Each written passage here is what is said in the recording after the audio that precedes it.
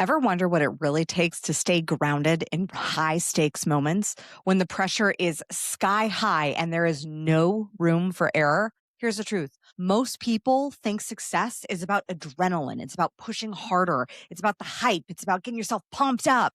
But what if the key to peak performance is actually neutrality? In today's episode, we're pulling high performance strategies straight from the sky and literally into your leadership strategy. What can we learn about mindset, preparation, and presence from the man who scaled the side of Taipei 101 with no ropes?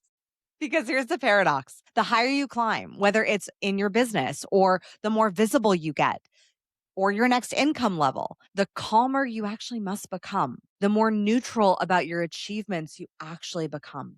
And when you're raising a family and building an empire and climbing your own metaphorical skyscrapers, because I know I'm not trying to scale the side of a building, that level of presence isn't just powerful, it's necessary. It's a necessary component to be able to stand your ground and stay grounded the higher you climb. I'm Kimberly Spencer, subconscious strategy queen, master mindset coach, TEDx speaker, and the founder of Crown Yourself.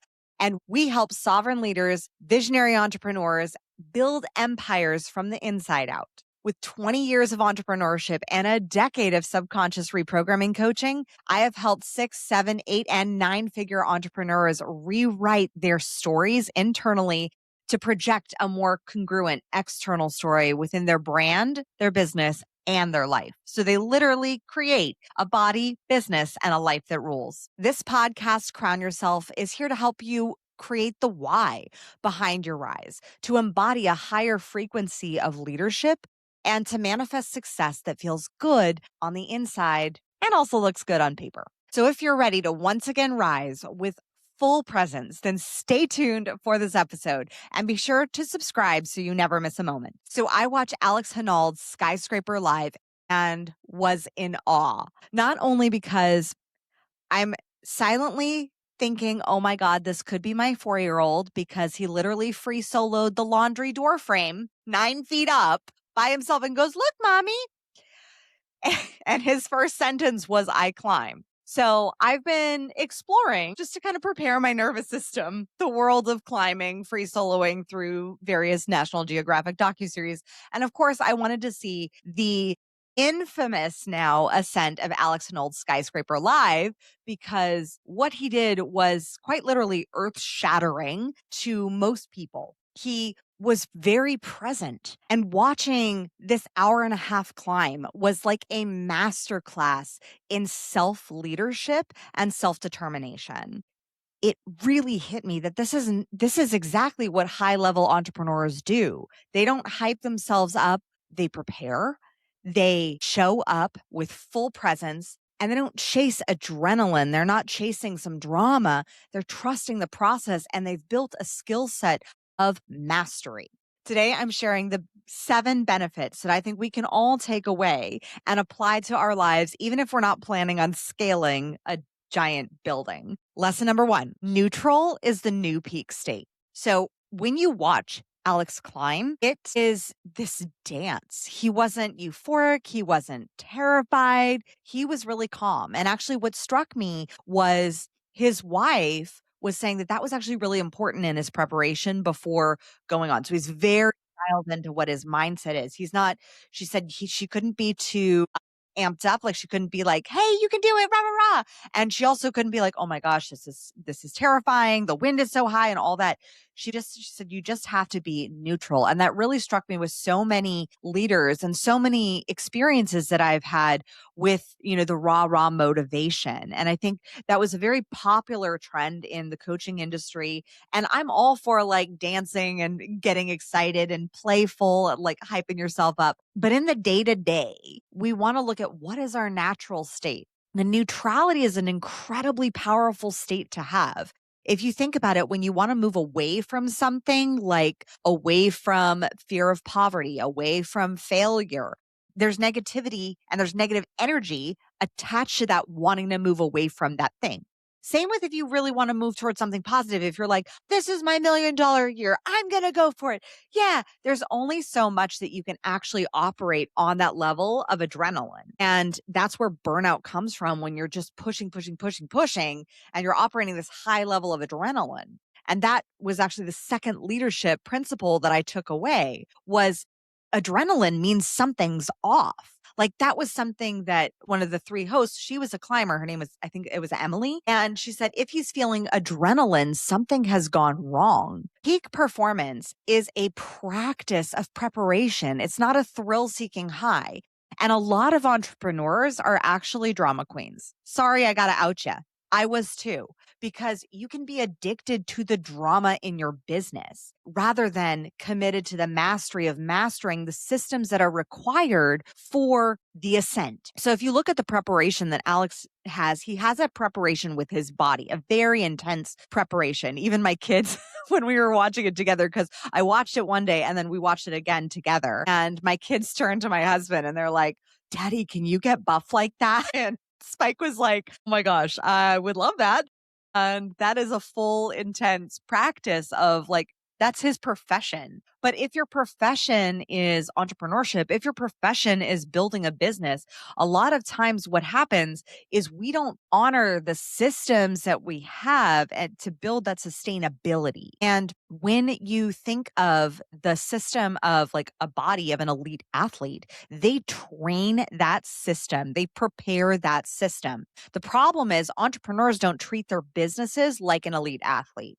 They treat their businesses like they're kind of winging it. Like, as I joke with many of my clients who come to me and they have some systems in place, but they really need to build in more structure, more systems. Actually, the higher you climb, the more systems and control you actually need, and agency of those systems. Which, if you think of the body, when you see an elite climber like Alex climbing the building, he's got so much epic control over the tiny little micro muscle movements in his body. Do you have control, agency, and systems that are functioning to the micro level and at the macro level? This is where the power of really looking at, are you addicted to the drama? And what I mean by the drama is, so many entrepreneurs say, like, I want the freedom. But to have freedom, you truly have to have a greater level of responsibility. To have freedom, you have a structure.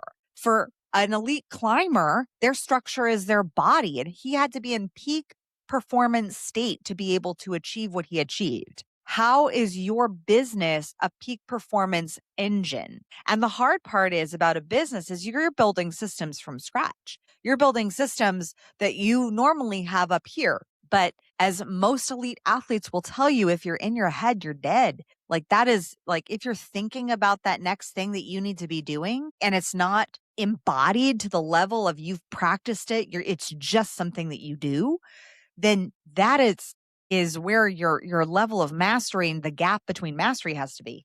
Number 3, your brain can't arrive before your body. When the brain rushes ahead of the body, that's where fear lives, but that's also where pride lives. And we've all heard the saying, pride comes before the fall. So often, sometimes when we think, oh, we're all good, and the brain arrives, but we haven't actually physically gotten to the actual location of our destination. Like, we think we're on track for your highest revenue year or your highest revenue month, but you haven't actually checked to see that you may be on track, but you haven't actually arrived there. You haven't actually hit that goal. So often that can cause future tripping and a sense of pride that creates the fall. And thank God that didn't happen on the show. But presence is rooted in what's happening now, not in all the what ifs. And I really learned this lesson in my e-commerce business, where my business partner and I, we would meet regularly and we would discuss the what ifs. We would discuss, all of the things where our brain would arrive to the destinations of all the possibilities, of all the success, of all the financial,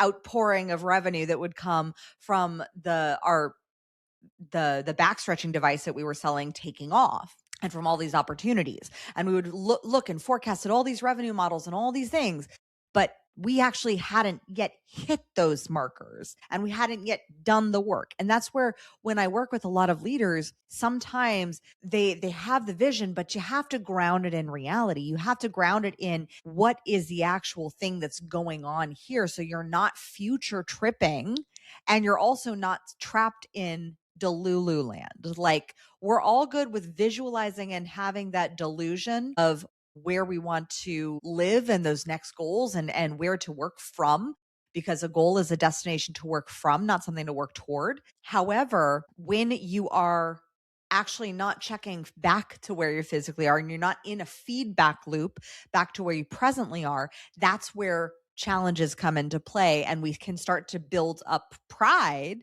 thinking, oh, well, we're here when we're actually back here. It's kind of like running a marathon and your brain arrives and thinks you're already done, but really you're only on mile 20. You still got 6 more miles to go. So how often are you future tripping instead of being present where your feet are and actually checking in? Okay, well, what are my numbers? What are my stats? Where am I actually? Because we can only move from where we actually are, not from where just we want to be. And we want to be able to have the dance of visualizing, forecasting, imagining, being in that space. And in fact, that's number 5 in one of the leadership lessons, was the power of visualization, which we will get to. But we want to be able to visualize, but we can't not acknowledge where we are presently. We have to be aware of, like, well, what is present in our reality? What is present in our circumstances? And what may need to change, alter, adapt so that we can get to that place. And we use our future self, we use that visualization, we use the successful outcome of where we want to be to inform where we are and the changes and action steps that we need to make now, presently. But we have to also know where we're at.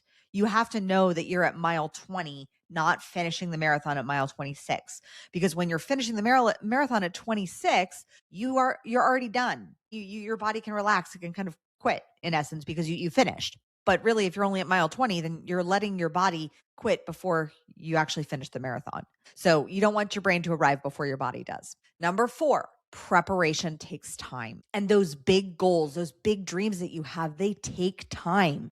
I think in the past decade of online entrepreneurship, we have seen those fast, basically burn bright car crashes of internet marketing, of saying, oh, make $5 million in 10 seconds.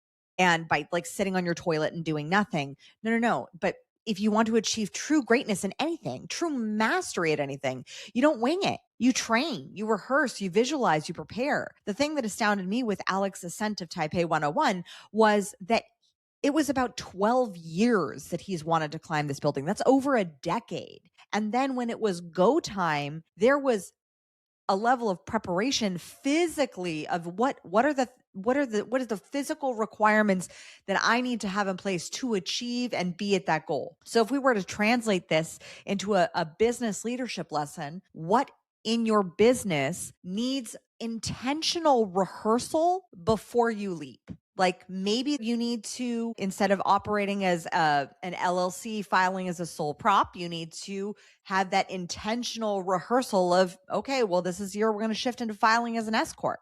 Maybe you need that intentional rehearsal of raising your prices and visualizing and practicing saying a higher number that's 3 times higher than your current contracted rate that your clients are at. Maybe you need more intentional rehearsal of raising those prices. Maybe you need more intentional rehearsal of doing more podcasts and getting more visibility.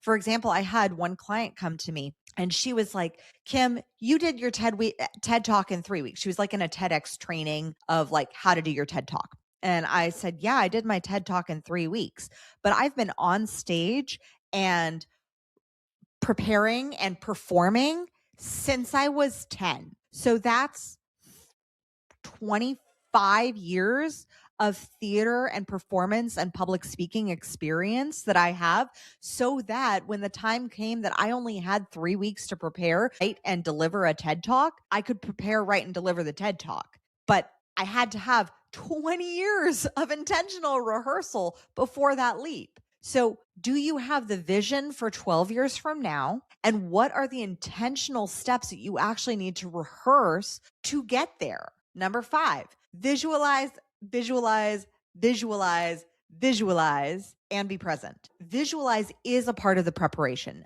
Leverage the power of your subconsciousness and your imagination. There is so much power that we have in our imagination, in imagining us being there, doing the thing, going for the goal, speaking on the big stage, landing the big podcast interview, signing the book deal. All of these things are practices in the imagination that you can practice visualizing, and you train your subconscious mind for success. You see, your conscious mind is the go-getter. Your conscious mind is the goal setter. Your unconscious mind is the goal getter. Your conscious mind says, we want to do this. Your subconscious mind goes, okay, here's all the reasons why. Here's all the ways we can make it happen. And your conscious mind literally does not have any morality as far as like, is this a good idea? Is this a bad idea? It just is like, okay, you said to do this thing. I'm going to go do this. Okay, I'm doing that. And so it's going to go after, it's going to make those connections. That's why when a client of mine texted me the other day and was like, oh, I got a breakthrough from like right after our session reading like a fiction book. As I say with all my private clients, I'm not surprised. And I said, be prepared for more synchronicities to show up as you connect your conscious goals with your subconscious mind and you learn to trust your subconscious mind. The more you build that trust with your subconscious mind, the more you'll start to see synchronicities, as Carl Jung called it, show up in your everyday life that are like, oh, how did that suddenly happen? Like, for example, landing a TED Talk during COVID in Australia, where we just happened to be one state away from the most lockdown state on the planet. But in our state, it was pretty open and people were living life. You just couldn't leave the state, but you could still live life. And so when my intuition said, hey, try a TED Talk, like let's, play with that. And I just reached out to the few that there were. And I had a very interesting story being an American stuck abroad. So, but I had visualized having a TED Talk for 3 years. I had folders in my Google Drive about my big ideas that I would talk about. So there was a visualization and there was an action step of preparation. So that was one of the biggest things that I took away from Alex Honnold's Ascent of Taipei 101 was in the power of visualization and how much he had actually visualized repeatedly, consistently the successful outcome. Because when you visualize, you're also visualizing about like, what are the potential problems? You're also emotionally, like this was the biggest takeaway. You also emotionally experience the fears, the feelings of what could be that thing. And so when you actually experience it in real life, it's not as scary because you've already done it 15 million times in your head. Lesson number 6. Is he crazy? The misunderstood risk of being a visionary. People will not get your vision. Most people in this world have no desire to scale a giant 1800 foot building. However, when I saw Alex Honnold scaling Taipei 101, I felt something so powerful in me of like, I get it. I totally get it. And the only people will get it who like don't fully think that you're crazy are the ones who choose to risk. Now, do I want to take the same risk that he's taking? Absolutely not. Absolutely not. But when you have dared to risk, when you've dared to have courage, sovereign leadership will always look crazy to the uninitiated. The initiation is an act of courage. You have to dare to do the thing. You have to dare to put yourself out there. You have to dare to build the business, to scale it. You have to dare to go beyond what you were trained your generationally is the financial circumstances of your family. You have to dare to start the business. You have to dare to run the marathon or 50. You have to dare and try. And there's a level of courage that comes with it. And we all enjoyed watching the courage. But there are some that we're watching that were like, oh my God, this is crazy. I'm just watching for, Schadenfreude belief systems.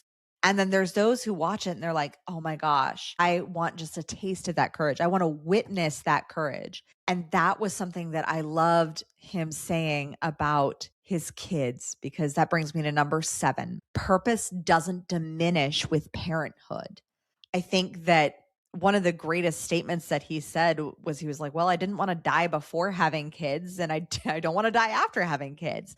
And yeah, there's like an extra desire not to die when you have kids, but there's a deepening of the why. Your kids seeing you go for your dreams is something that is lived. Your kids don't need you to play small. They need you to commit and prepare and go after what matters and be present with them and engage with them in the experience. I remember when my first solo book came out, the day it came out, my son was holding his copy, my little 3-year-old at the time, and he was going around to the coffee shop saying, Mommy's book, because that was my risk. That was my big dream, was to write and become a solo best-selling author.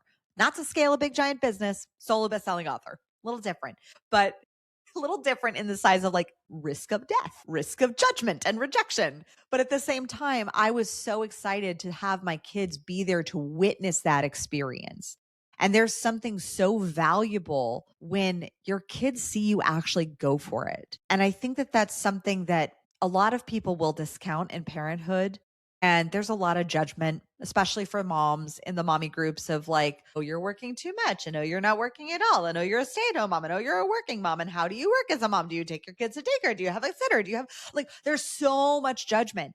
And there's no right way. I truly believe that your kids chose you and that your kids chose you to come into this world for you to be their stewards and their guides for their growth.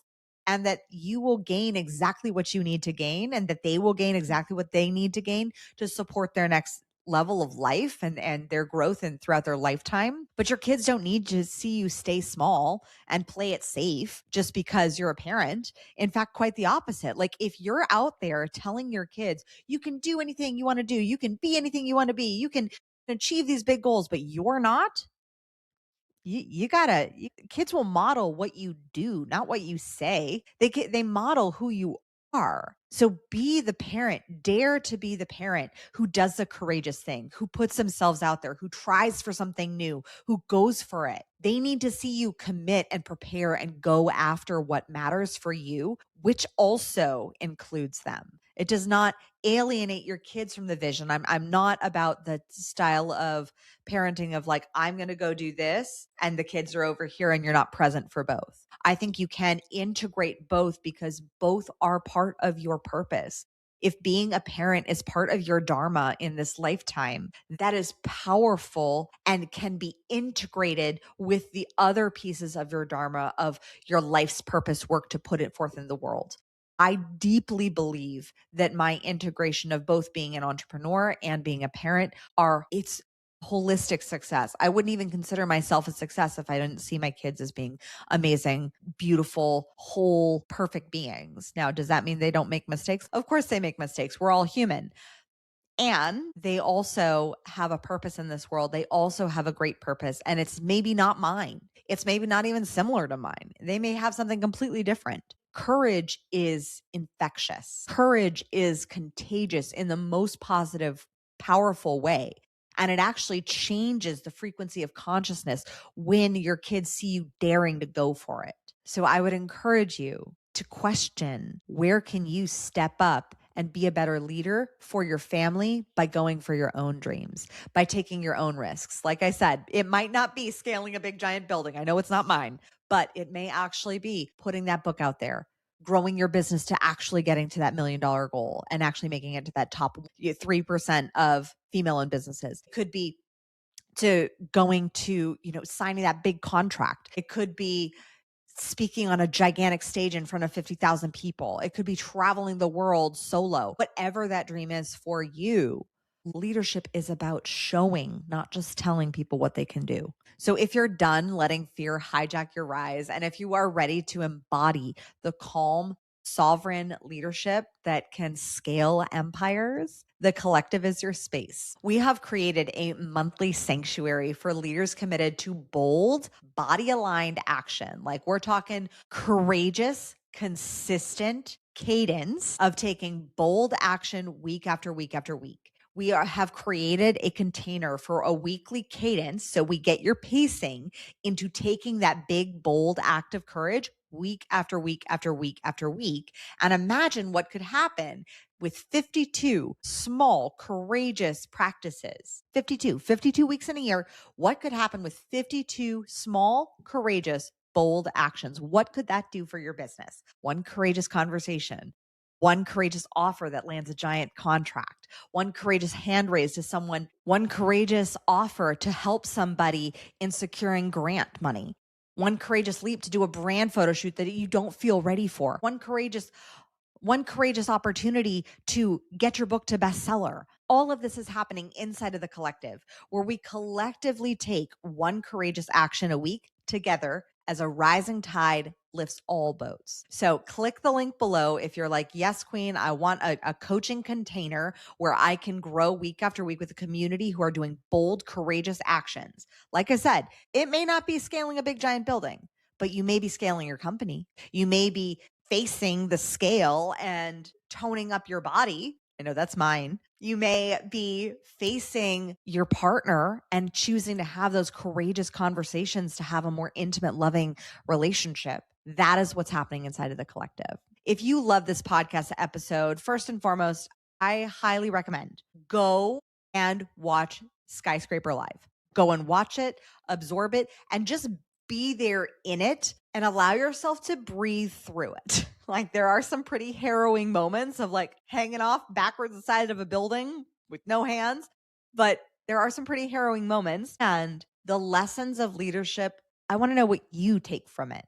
So let's make this a discussion. And if you've watched Skyscraper Live, click down below, leave a comment and tell me what was your leadership takeaway? What was your big breakthrough? What can you take from seeing someone ascend and achieve a decade-long plus goal? And how can you apply it to your life, to going for those goals, to going for those big dreams, and to preparing for the things that you have been placed with as stewards, those desires on your heart that you have been called to steward into this world and to be that inspiration for others. As always, my fellow sovereigns, own your throne, mind your business, because your reign is now. Thank you so much for tuning in today. If what you heard resonated with you, be sure to subscribe and start creating a bigger impact now by sharing this with a friend. Just by doing that one simple act of kindness, you are creating a royal ripple to support more people in their sovereignty. And if you're not already following on social media, connect with me everywhere at crownyourself.now for more inspiration. I am so excited to connect with you in the next episode. And in the meantime, go out there and create a body, business, and life that rules. Because today, you crown yourself.